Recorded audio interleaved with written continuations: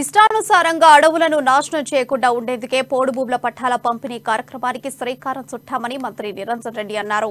తెలంగాణ ప్రభుత్వం ఎక్కడికక్కడ అడవులను నరుకుతూ నాశనం చేస్తున్న పద్ధతికి స్వస్తి పలుకుతుందన్నారు. వనపర్తి జిల్లా వనపర్తి పట్టణంలో ఎమ్మెల్యే క్యాంపు కార్యాలయంలో 415 మంది లబ్ధిదారులకు పోడు భూముల పట్టాలు పంపిణీ చేశారు.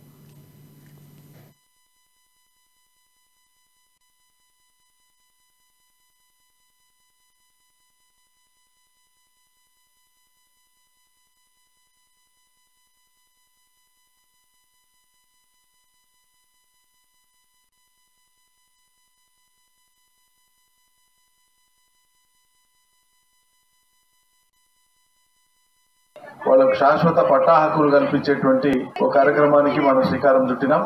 మరి రాష్ట్ర ప్రభుత్వం తలపెట్టినటువంటి ఈ కార్యక్రమాన్ని అక్షరాల అమలు చేసి పేదలకు న్యాయం చేయడం కోసం అధికార యంత్రాంగం కృషి చేయడం జరిగింది.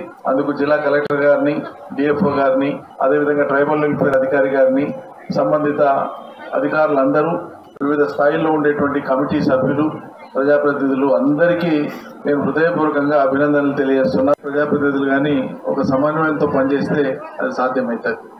వాళ్ళు చాలా తృప్తిగా ఉంది నాకు.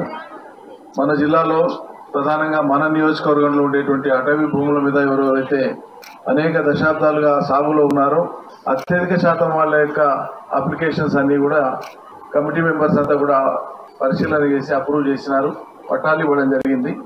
కొంతమందికి సాంకేతిక కారణాలు కావచ్చు, సర్వే చేసినప్పుడు కింది స్థాయిలో అప్పుడు ఉండేటువంటి అధికారులు, కింది స్థాయి అధికారులు